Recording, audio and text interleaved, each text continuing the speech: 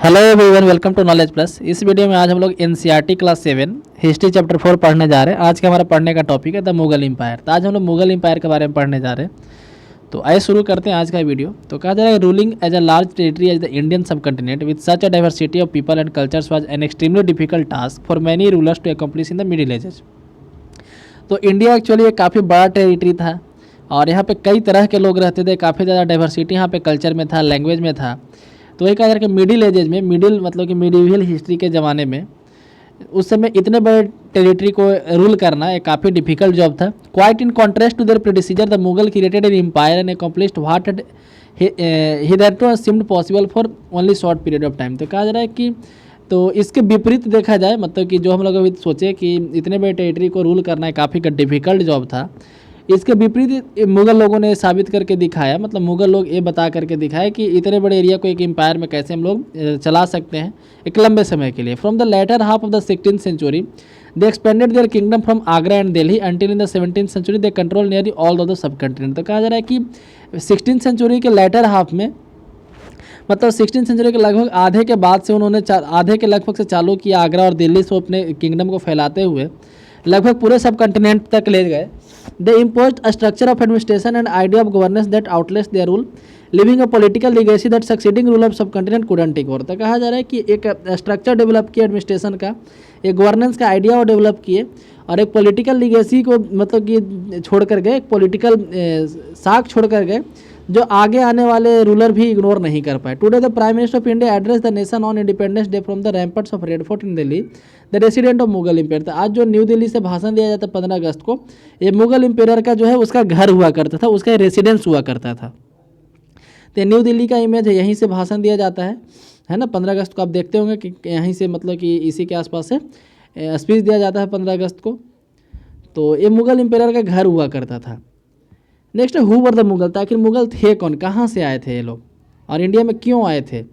The Mughals were descendant of two great lineage of rulers from their mother side they were descendant of Genghis Khan. तो mother side से वो गेनगिस खान के descendant थे, मतलब कि उसके माता जो है इसके परिवार से थी, जो कल हम लोग पढ़े थे कि ईरान पे हमला किया था, पिछले चैप्टर हम लोग पढ़े थे। The Mongol ruler rule over part of China and central Asia. तो गेंगिस खान क्या था, तो मंगोल रूलर था, है मंगोलिया का राजा था। ये मंगोल रूलर था जो चाइना और सेंट्रल एशिया के डिफरेंट पार्ट पे राज करता था। From their father side they were successor of Timur. तो कहा जा रहा है कि फादर साइड से तैमूर के सक्सेसर थे जो 1404 में मर गया था।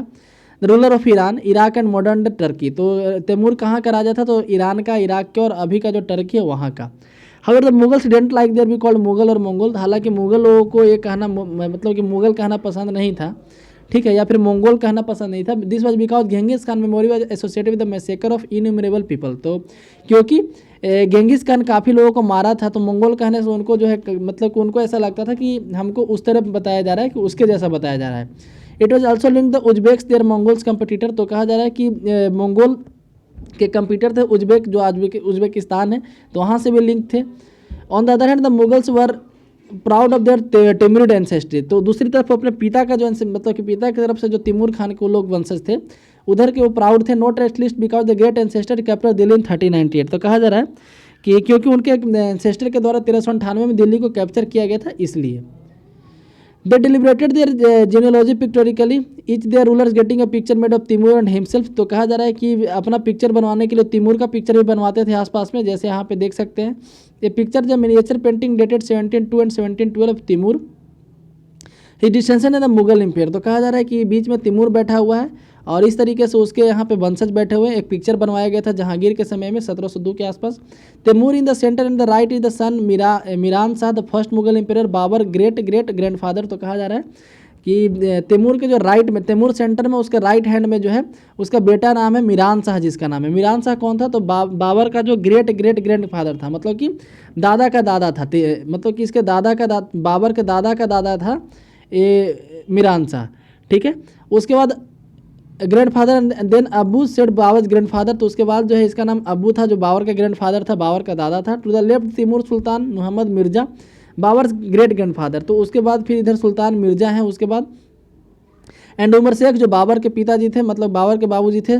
The Mughal emperor Babur Akbar and Shah Jahan are the third. इधर भी देखा जा सके तो मुगल इम्पेयर मतलब कि बाबर, अकबर और Shah Jahan fourth 5 individuals and Timur right only left in the same order, Humayun, Jahangir और औरंगजेब थे, है ना। तो इस तरीके से पूरे पिक्चर यहाँ पे पूरा अपना क्रोनोलॉजी यहाँ पे दिखाता था वो लोग हर एक पिक्चर में, और बीच में तैमूर को रखता था। ठीक है, आगे पढ़ते हैं। Mongol army campaign, Mongol army के कैंपेन के बारे में वो लोग कैसे कैसे जीता था। Babur the first Mughal emperor 1526 से 1530 तक वो राज किया था, मात्र 4 साल वो राज किया था। Succeeded to the throne of Ferghana in 1494, तो 1494 में फरगना का शासक बना था। And when he was only 12 years old, तो लगभग उस समय वो 12 साल का ही था जब वो फरगना का शासक बना था। He was force to leave his ancestral throne due to the invasion of other Mongol group, तो कहा जा रहा है कि उसका जो एंसेस्टर का मतलब उसका जो एंसेस्टर था, उसका जो थ्रोन था, मतलब कि अपने पूर्वज का गद्दी उसको छोड़ना पड़ा, क्योंकि उसके कुछ कजन लोग मतलब उसके चचेरे भाई लोग उसको वहाँ से भगा दिए। ठीक है, after year of wandering he seized Kabul in 1504, तो कई साल वो भटकता रहा और 1504 में वो काबुल को सीज किया, काबुल को जीता। इन 1526 ही defeated the sultan of Delhi Ibrahim Lodi, 1526 में वो इब्राहिम लोदी को हराया जो उस समय दिल्ली का सुल्तान था। At Panipat and captured Delhi and Agra, Panipat में हराया 1526 में, इसी को पानीपत का प्रथम लड़ाई के रूप से जाना जाता है। ठीक है, और दिल्ली और आगरा को कैप्चर किया। Table 1 chart of the Mughal and campaign of Mughal, तो कहा जा रहा है कि आगे एक टेबल 1 है, कहीं मिलेगा यहाँ पे, है ना, हम लोग यहाँ पे पढ़ेंगे उसके बारे में अभी आगे।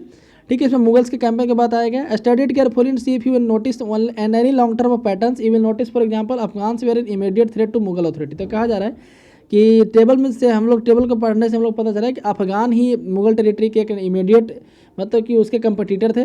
Note the relationship between Mughals and Ahoms the Sikh and Mewar and Marwar, how was Humayun relationship with Safavid Iran different from Akbar, तो हम लोग उसके बारे में आगे पढ़ेंगे कि इसका डिफरेंट मतलब कि कहने का मतलब है कि डिफरेंट रूलर के साथ बाबर का या अकबर का मतलब मुगल रूलर का डिफरेंट रूलर के साथ कैसा रिलेशन था, हम लोग आगे आने वाले चैप्टर में चैप्टर 8, 7, 10 वगैरह में हम लोग पढ़ेंगे।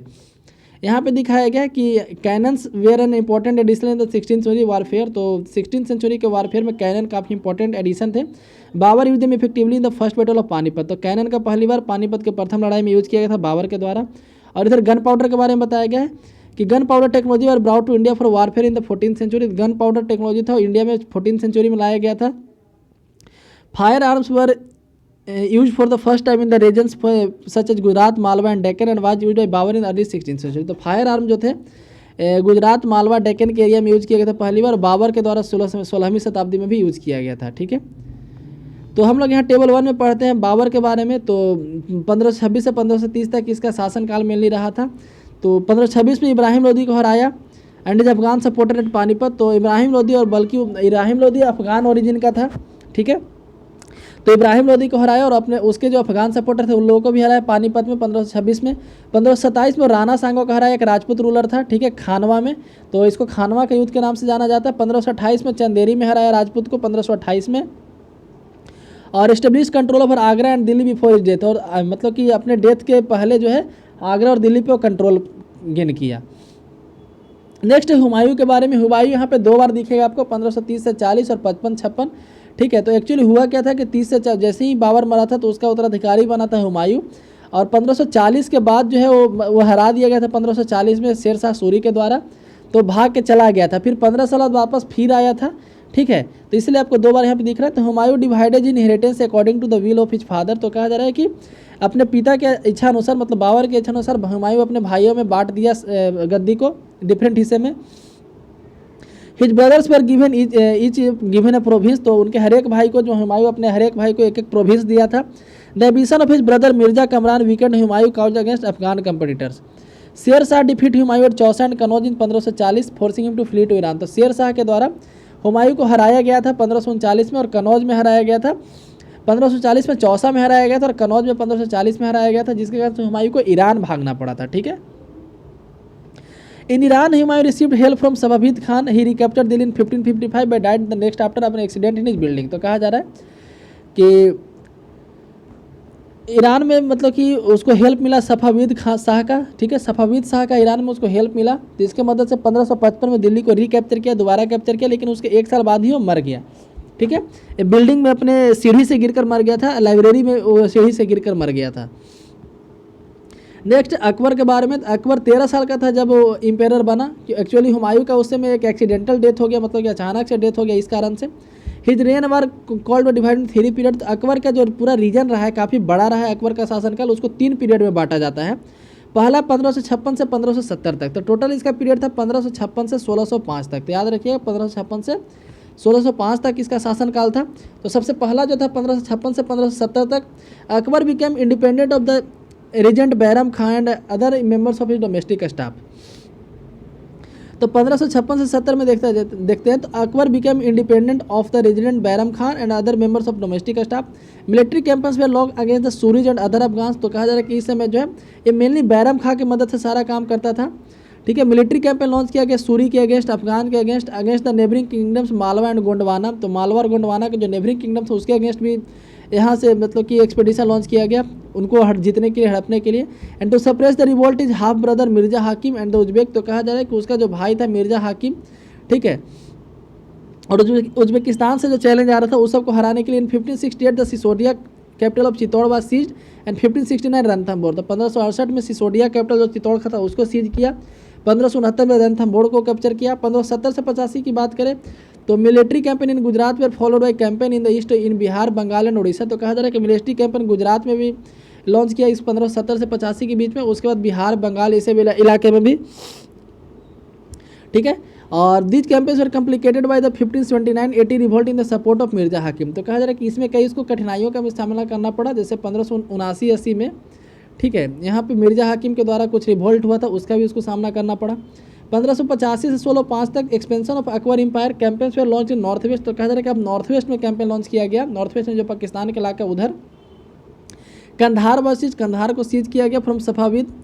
Kashmir was next as also Kabul after the death of Mirza Hakim. Mirza हाकिम के डेथ के बाद कश्मीर और काबुल को भी एनेक्स कर लिया गया। In the campaign in the Deccan started with Berar, Khandesh and part of Ahmednagar was annex. तो कहा जा रहा है कि बेरार, खानदेश, बेरार जो एक्चुअली महाराष्ट्र की तरफ आ जाता है, खानदेश और अहमदनगर को भी एनेक्स किया गया। In the last years of his reign Akbar distracted by rebellions of prince Salim the future emperor Jahangir. तो कहा जा रहा है कि अपने रेन के मतलब कि अपने शासनकाल के कुछ अंतिम के कुछ सालों में अकबर को अपना जो उसका बेटा था सलीम, उससे कुछ रिबेलियन फेस करना पड़ा, उससे कुछ विरोध फेस करना पड़ा, जो आगे चल के जहांगीर के नाम से राजा बना। उसका ओरिजिनल नाम सलीम था। Military campaign started by Akbar continued. जो मिलिट्री कैंपेन स्टार्ट किया गया था अकबर के द्वारा उसको कंटिन्यू किया गया।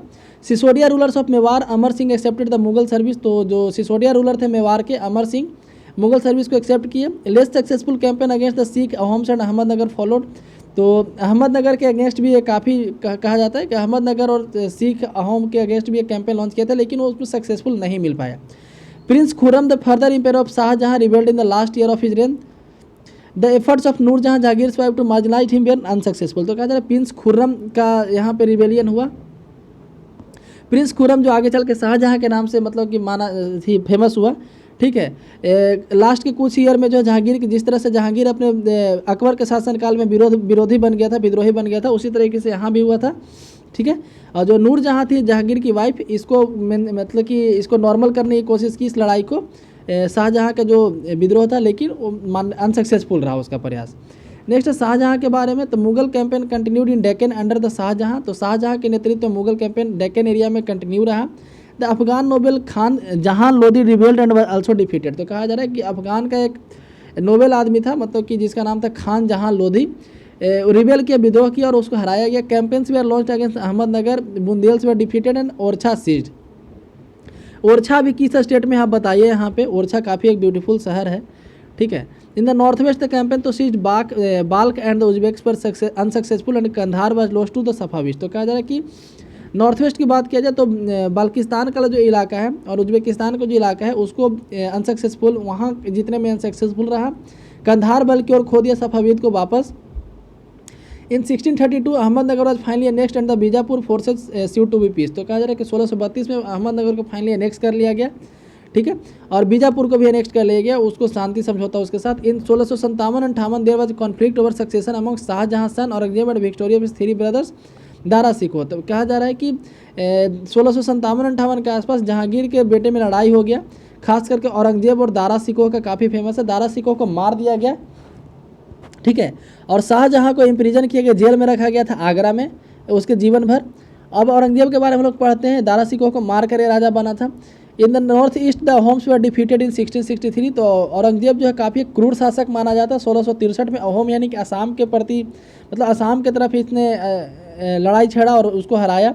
बट रिबेल्ड अगेंस्ट इन 1680, लेकिन अब मतलब कि असम फिर से 1680 में विद्रोह करने लगा।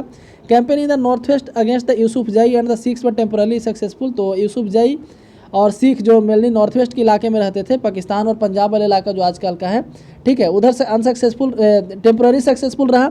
Mughal intervention in the succession of internal politics in the Rathore Rajput of मरवार लेड टू द रिबेलियन। तो कहा जा रहा है कि मुगल का मतलब कि इंटरवेंशन, जैसे राठौर जो राजा थे, राठौर राजपूत जो राजा थे, ठीक है, उनके यहाँ सक्सेशन के लिए कुछ मतलब कि उनके यहाँ कौन नेक्स्ट राजा बनेगा, इसके लिए कुछ चल रहा था उन लोगों के बीच में। तो उसकी इंटरनल पॉलिटिक्स में मुगल के द्वारा इंटरवेन किया गया, जो इसके लिए काफ़ी मतलब कि घातक साबित हुआ। वहाँ पे विद्रोह चालू हो गया। Campaigns against the Maratha chieftain Shivaji were initially successful. तो मराठा के जो हेड थे, चीफ थे शिवाजी के अगेंस्ट, इसका कुछ कैंपेन शुरू में तो सक्सेसफुल रहा, लेकिन Aurangzeb insulted Shivaji who escaped from Agra, declare himself independent king and resumed his campaign against the Mughal. तो कहा जा रहा है कि आगरा के जेल से भाग करके शिवाजी इंडिपेंडेंट किंग बन गए दोबारा, और मुगल के अगेंस्ट फिर से कैंपेन लॉन्च किया। Prince Akbar rebelled against Aurangzeb and received support from the Maratha and Delhi Deccan sultanate. तो कहा जा रहा है प्रिंस अकबर मतलब कि जो औरंगजेब का बेटा था, ठीक है, इसका भी नाम अकबर था, कंफ्यूज मत कीजिएगा। ये विद्रोह बना औरंगजेब के अगेंस्ट और इसका सपोर्ट मिला मराठा का, डेक्कन सल्तनत के लोगों का। He finally fled to the Safavid Iran.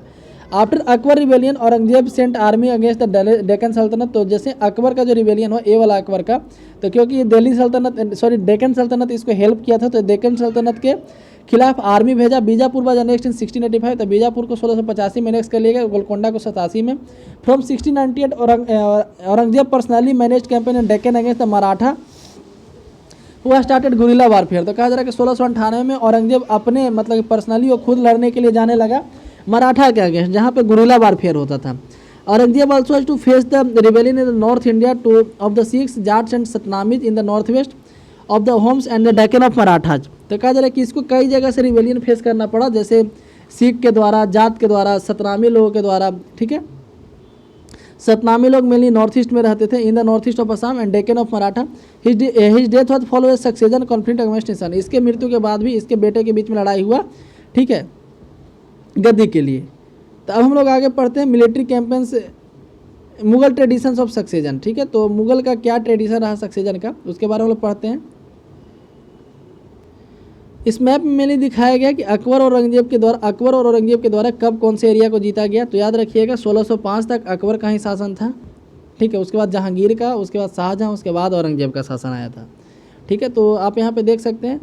तो 1586 में कश्मीर को जीता गया। उसके बाद यहाँ 1574 में पटना को, 1574 में बंगाल को भी, 1568 में चित्तौड़ को, 1572 में गुजरात को, है ना, मालवा को 1561 में, रणथंभौर 1569 में, ठीक है। तो आप यहाँ पे देख सकते हैं डिफरेंट। आगे हम लोग पढ़ते हैं Mughal tradition of succession. Mughal का क्या ट्रेडिशन था सक्सेशन के प्रति, किस तरीके से सक्सेशन होता था।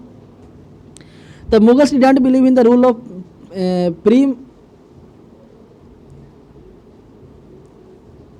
प्रीमोर्गेनिजर, है ना। The Mughal didn't believe in the rule of primogeniture बोलते हैं जहाँ पे सबसे बड़ा बेटा ही राजा बनता है।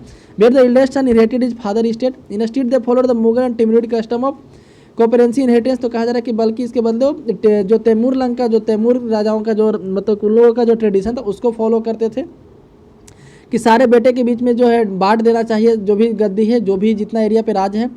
Follow the highlighted passage in table 1 and note the evidence of rebellion by Mughal provinces. तो जैसे यहाँ पे डिफरेंट हाईलाइटेड है, जैसे यहाँ पे रिबेल हुआ, यहाँ पे रिबेल हुआ, यहाँ पे रिबेल हुआ, ठीक है। वही बताया कि हाईलाइटेड पैसेज को पढ़िए। Note the events of rebellion and Mughal princes, which do you think is fair division inheritance, primogeniture और कोपरेंसी, ठीक है। तो यहाँ पे दो एक तरह से डिवीजन का यहाँ पे पैटर्न बताया गया। एक है प्रीमोर्गेनेचर, नेक्स्ट है कोपर सेनेरी, ठीक है, कोपर सेनेरी। तो जिसमें क्या था कि सब में बांट देना चाहिए, और प्रीमोर्गेनेचर, दो तरह के ट्रेडिशन थे। तो मुगल इसमें पहले वाले में विश्वास नहीं करते थे। यहाँ बताया गया Mughal marriage with Rajput. The mother of Jahangir was a Kachhwaha princess daughter of the Rajput ruler Amber. तो कहा जा रहा है जो आज का जयपुर है वहाँ के रूलर की बेटी थी, जो जहांगीर की माँ थी। The mother of Shahjahan was Rathore princess daughter of Rajput ruler Marwar, ठीक है। तो मुगल जो है राजपूत के साथ शादी वगैरह भी मतलब कि करते थे। Mughal relation with other ruler, Mughal का रिलेशन कैसा था दूसरे रूलर के बारे में। They will notice that Mughal ruler campaign constantly against the rulers who refuse to accept their authority. तो कहा जा रहा है कि मुगल रूलर उन लोगों के अगेंस्ट भी कैंपेन लॉन्च करते थे अधिकांशतः, ठीक है, जो अपना मतलब जो उसके ऑथोरिटी एक्सेप्ट करने से रिफ्यूज कर देते थे।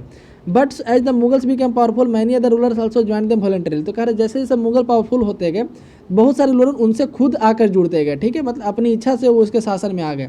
Rajput are a good example of this, many of them married their daughter into Mughal family receive high position. तो कहा जा रहा है कि इसके एक बेस्ट एग्जांपल राजपूत रूलर हुआ करते थे जो कई मतलब कि शादियों के द्वारा मुगल रूलर से मतलब कि साथ समझौता करके और कई ऊंचे ऊंचे पोस्ट पे पहुंच जाते थे।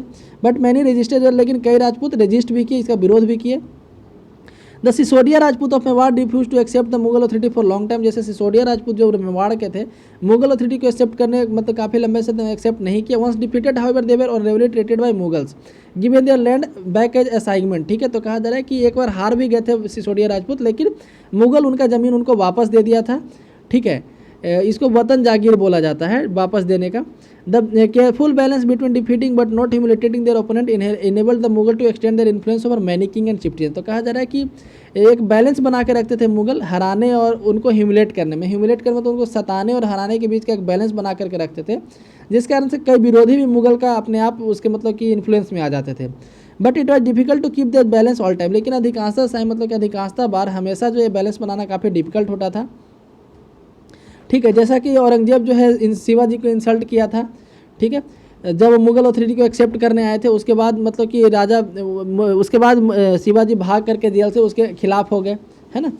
तो नेक्स्ट है मनसबदार एंड जागीरदार, उसके बारे में पढ़ते हैं। As the empire expanded to the encompass different regions the Mughals recruited diverse bodies of people. तो कहा जा रहा है कि जिस तरीके से एम्पायर जब बढ़ता गया, एम्पायर पूरे एरिया में फैलता गया, ठीक है, तो मुगल रिक्रूट करते थे कई बॉडीज़ को, कई लोगों को रिक्रूट करते थे अपने ऑफिशियल काम के लिए। From a small nucleus of Turkish nobles they expanded to the include Iranians.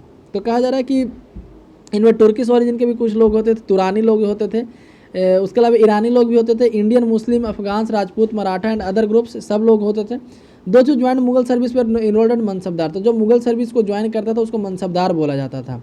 The term mansabdar refers to an individual who hold mansab. तो कहा जा रहा है मनसबदार उसके लिए बोला जाता है जो मनसब होल्ड करता था, मीनिंग अ पोजीशन और रैंक। मनसब एक पोजीशन को बोलते थे। It was a grading system use by Mughals to fix rank, salary and military responsibilities. तो कह रहा है ग्रेडिंग सिस्टम हुआ करता था, ठीक है, रैंक फिक्स करने के लिए, सैलरी फिक्स करने के लिए, मिलिट्री रिस्पॉन्सिबिलिटी फिक्स करने के लिए। Rank and salary way determine the numerical value called Jat. तो कहा जा रहा है कि रैंक और सैलरी को न्यूमेरिकल वैल्यू के द्वारा डिटरमाइन किया जाता है, इसको हम लोग जाट बोलते हैं। The higher the zat more prestigious was the noble position in the court and larger his salary. तो जितना ज़्यादा उसका जाट होता था उतना ही ज़्यादा उसका वैल्यू होता था कोर्ट में, उतना ही ज़्यादा उसका सैलरी होता था। The mansabdar military responsibilities required him to maintain a specified number of sawar और कैवेलरी मैन। तो कहा जा रहा है कि मनसबदार का मिलिट्री रिस्पॉन्सिबिलिटी होता था जिसको एक मेंटेन करना पड़ता था, कैवेलरी मतलब घुड़सवार, उसको मेंटेन करना पड़ता था। The mansabdar brought his cavalry man for review, got them registered their horses branded and received money to pay them a salary. तो कहा जा रहा है कि मनसबदार अपने सारे सैनिक को लाता था, कैवेलरी मैन को, उसका रिव्यू होता था कि सैनिक बनने के लायक है भी या नहीं, उसका रजिस्टर होता था, उसके घोड़े का ब्रांडिंग किया जाता। ब्रांडिंग मतलब घोड़े के ऊपर एक निशानी लगाया जाता था और पैसा दिया जाता था जो सैलरी के रूप में होता था। Mansabdar received their salary as revenue segment called jagir. तो मनसबदार को उसका सैलरी रेवेन्यू के रूप में मिलता जिसको जागीर बोलते थे। बीच पर समवट लाइक इक्ता, जो इक्ता के जैसे थे, जब लोग पिछले चैप्टर में इक्ता के बारे में पढ़ते थे। But unlike muqti many most mansabdar didn't actually reside in or administer there जागीर। तो कर लेकिन जैसे मुक्ति इक्ता के जो हेड होते थे उसको मुक्ति बोलते थे या इक्तदार बोला जाता था। और इक्तदार को मतलब कि ये पावर रहता था कि उनसे रेवेन्यू कलेक्ट कर सके उन लोगों से जो वहाँ पे खेती कर रहे हैं। लेकिन यहाँ पे मनसबदार को पावर नहीं था, ठीक है। They only had a right to revenue of their assignment which was collected them by servant while the mansabdar themselves serve in some other part of the country. तो मनसबदार कंट्री के दूसरे हिस्से में भी वर्क करते थे। यहाँ पे लोग जाट के बारे में पढ़ लेते हैं कि nobles with a zat of 55,000 were ranked higher than those of 1,000। जैसे मान लीजिए किसी का जाट का वैल्यू 1,000 है, किसी का 5,000, तो 5,000 वाला ऊपर होगा। In acquaintance there were 20 mansabdar with a zat of 5,000 rank. तो कहा जा रहा है कि ऐसे 29 मनसबदार हुआ करते थे जिनके पास 5,000 जाट था। औरंगजेब के समय ऐसे 79 हो गए, ठीक है। आगे पढ़ते हैं Akbar reign there these jagirs were carefully addressed so that their revenue were रफली equal to salary of mansabdar. तो कहा जा रहा है कि अकबर के समय शासनकाल में ये जागीर को केयरफुली एसेस किया जाता था ताकि उनका रेवेन्यू मनसबदार के इक्वल हो। But Aurangzeb reign was no longer the case and actual revenue collected was often less than granted sum. कहा जा रहा है लेकिन औरंगजेब के शासनकाल में ऐसा नहीं हुआ। उस समय जो एक्चुअल रेवेन्यू होता था, उस समय जो मतलब जितना अनुमान लगाए थे उससे कम पैसा तसीला जाता था, रेवेन्यू होता था। There also huge increase number of mansabdar की संख्या में काफ़ी ज़्यादा इंक्रीज हो गया था। which meant a long wait before they receive a jagir. These and other factors created a shortage in the number of jagirs. As a result, many jagirdar tried to extract as much revenue as possible with the land of jagir. तो कहा जा रहा है कि बहुत सारे जागीर होने के कारण जागीरदार बहुत ज़्यादा हो गए, इनके कारण लोगों को छोटे छोटे ज़मीन का जागीर मिलने लगा, तो इसके कारण जो है छोटे ज़मीन से ज़्यादा टैक्स वसूलने लगे वो लोग, ठीक है। Aurangzeb was unable to control this development in the last year of his reign and peasantry therefore suffered tremendously. तो कहते हैं औरंगजेब अपने शासनकाल के अंतिम समय में ये सब जो क्या बोल सकते हैं उसको भ्रष्टाचार जो होने लगा, काफ़ी ज़्यादा टैक्स वसूला जाने लगा, इसको कंट्रोल नहीं कर पाया, ठीक है, जिसके कारण जो किसान थे काफ़ी ज़्यादा सफ़र किए, काफ़ी ज़्यादा वहाँ पर उन लोगों को सताया गया, जैसा कि आप पिक्चर में यहाँ पे देख सकते हैं, ठीक है। यहाँ पे दिखाया गया कि corrupt officer receiving a bribe, corrupt officer किस तरीके से घूस ले रहा है। यहाँ पे दिखाया कि किस तरीके से टैक्स कलेक्टर जो गरीब किसान है उसको पनिश कर रहा है। अब नेक्स्ट हम लोग पढ़ते हैं जब्त और जिम्मेदार के बारे में। तो कहा जा रहा था main source of income available to Mughal rulers was tax on product of peasantry. तो मुगल रूलर के लिए जो मेन सोर्स था इनकम का, तो जो किसान थे उनके ऊपर जो प्रोडक्ट था उसी के ऊपर टैक्स लगाया जाता था। In most places peasant paid taxes through the ruler elites that is the headman of local chieftain. तो कहा जा रहा है कि अधिकांश जो किसान थे टैक्स पे करते थे रूलर लोगों को, मतलब कि हर गांव में एक रूलर इलाइट मतलब कि एक चीफ एक हेडमैन की तरह रहता था, ठीक है, उसको टैक्स देते थे। तो Mughal use one term zamindar to describe all intermediate whether they were local headman or village or powerful chieftain. तो कहा जा रहा है कि मुगल जो है जितने भी इंटरमीडिएट थे, चाहे वो विलेज लेवल के हो या फिर बड़े लेवल के हो, सबको जमींदार के रूप में मेंशन करते थे। Akbar's revenue minister Todarmal carried out a careful survey of crop yields prices and area cultivated for 10 year period. तो अकबर का जो रेवेन्यू मिनिस्टर था टोडरमल, एक सर्वे कंडक्ट करता था कि कौन सा फसल कहाँ पे उगाया गया है, उसका क्या प्राइस हो सकता है, कितने एरिया में उगाया गया है। 10 साल के पीरियड के लिए वो सर्वे करता था, 1570-80 जैसे यहाँ पे दिखाया गया। On the basis of this data tax was fixed on each crop in cash. तो कहा जा रहा है कि इसके बेसिस पे हर एक क्रॉप पे टैक्स फिक्स किया जाता था। Each province was divided into revenue circles with its own schedule of revenue rates for individual crop. तो हर एक प्रोविंस को डिफरेंट रेवेन्यू सर्कल में बांटा गया था। This revenue system was known as zabt. इसी रेवेन्यू सिस्टम को जब्त के नाम से जाना जाता था। It was prevalent in those area where Mughal administrator could survey the land and keep their careful account. तो कहा जा रहा है कि ये उस एरिया में मेनली प्रिवेलेंट था, ज़्यादातर यूज होता था, जहाँ पे मुगल एम्पायर अपना उसका मतलब उसका सर्वे कर सकता था, उसका अकाउंट रख सकता था। This was not possible in province such as Gujarat and Bengal. Gujarat और बंगाल में पॉसिबल नहीं था। In some area the zamindar exercise the great deal of power. तो किसी किसी एरिया में जमींदार जो है ज़्यादा पावर मतलब कि वहाँ पे दिखाते थे। The exploitation by Mughal administrator could drive them to rebellion. Sometime zamindar and peasant of the same caste allied in the rebelling against the Mughal authority. तो कहा जा रहा है कभी कभी ऐसा था जमींदार और किसान दोनों मिलकर मुगल के प्रति विद्रोह कर देते थे। This peasant revolt challenge the stability of Mughal empire and could find the 17th century. तो इसी तरह के पीजेंट चैलेंज जो मुगल एम्पायर को स्टेबिलिटी को उसकी स्थिरता को चैलेंज करते थे। और कब से, मतलब कि तो 17th सेंचुरी के एंड से, ठीक है। अब नेक्स्ट यहाँ पे एक पढ़ना आईने अकबरी के बारे में, अकबरनामा एंड आईने अकबरी। तो Akbar ordered one of his close friend and courtiers Abul Fazl to write a history of reign. तो कहा जा रहा है कि अकबर जो है उसका एक नज़दीकी काफ़ी दोस्त था या फिर उसके कोर्ट में वो रहता था, ठीक है, उसी के दरबार में रहता था जिसका नाम था अबुल फजल। उसको बोला कि उसके रेन के बारे में, मतलब उसके रीजन के बारे में लिखने के लिए, उसके कार्यकाल के बारे में लिखने के लिए बोला उसको। तो अबुल फजल जो था 3 वॉल्यूम लिखा, ठीक है, जिसको अकबरनामा के नाम से जानते हैं। The first volume deals with Akbar ancestor and second volume recorded the event of Akbar range. तो कहा जा रहा है कि पहले वाले वॉल्यूम में अकबर के एंसेस्टर के बारे में बताया गया था, सेकंड वाले वॉल्यूम में अकबर के शासनकाल में जो भी इवेंट हुआ उसके बारे में बताया गया। द थर्ड वॉल्यूम में आईने अकबरी और तीसरा वॉल्यूम का नाम है Ain-i Akbari. It deals with Akbar administration, household, army, revenue and geography of his empire. तो इसमें पर्टिकुलरली अकबर के बारे में लिखा गया, अकबर का एडमिनिस्ट्रेशन, अकबर का हाउस होल्ड, उसके बारे में लिखा गया।